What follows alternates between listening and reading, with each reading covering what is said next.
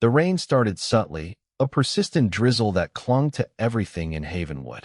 I'd inherited my grandfather's old radio shack, a crumbling brick building on the edge of town filled with relics of forgotten technology.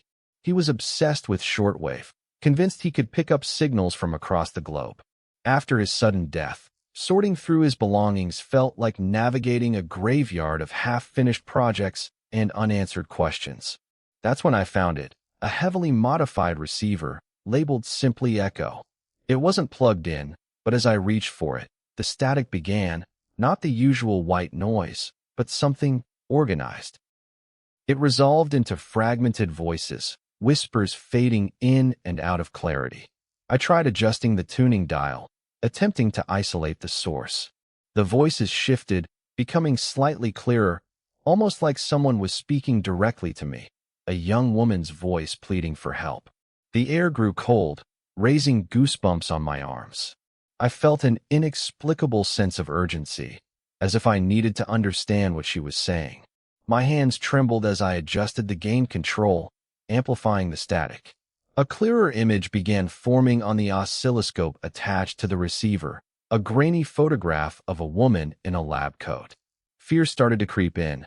This wasn't just random interference. I tracked the signal, discovering an abandoned research facility miles away. The signal intensified as I approached, and images flashed on the screen, disturbing images of experiments, shadowy figures, and me, younger, standing in a lab coat.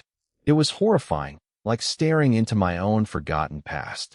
My heart pounded against my ribs as I realized this wasn't just a receiver, it was a window to something dark and deeply unsettling. The building emanated an intense cold, the wind howling around its weathered walls.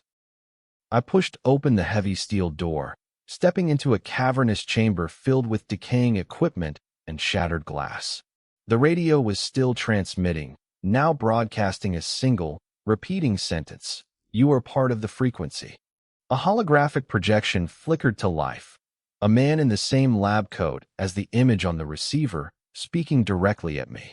He explained that Echo wasn't just a receiver, it was a conduit, designed to amplify and transmit human consciousness into a parallel dimension, one fueled by the collective anxieties of humanity. The experiments were attempts to control this dimension's energy, but something went terribly wrong. Suddenly, the projection shifted, showing a version of myself, older, gaunt, eyes glazed over, actively participating in the experiments. He was the one who'd modified Echo, and he was trapped within this dimension, slowly becoming corrupted by its chaotic energy. As I watched, his hand reached out from the hologram, grasping for mine. A wave of nausea washed over me, and I felt a strange connection forming between us, a merging of our minds. The receiver began to hum with incredible intensity. Static filled the room, and the holographic projection of my future self dissolved, replaced by a swirling vortex of colors and shapes. I realized the frequency wasn't just transmitting information, it was consuming me, feeding off my fear, my memories, my very essence. The walls of the facility seemed to warp around me as I felt myself being pulled into the chaotic abyss. Just before I was completely absorbed, the receiver played one final message, not a voice, but a perfectly clear, synthesized sentence: "Signal received. Reintegration complete." Then, the room went silent, and I opened my eyes. I wasn't in Havenwood anymore. I stood within a pristine white laboratory, identical to the one shown in the holographic projection, and across from me was a younger version of myself, staring at an Echo radio with a chillingly familiar smile. He spoke, his voice utterly devoid of emotion. "Welcome home. You've been listening to the frequency for a very long time. It's not just a signal, it is you." He lifted the receiver, and I saw my own reflection in the polished surface. But it wasn't just me looking back. Behind me was an endless procession of other me's, all staring out from identical labs across countless dimensions, each trapped within the cycle.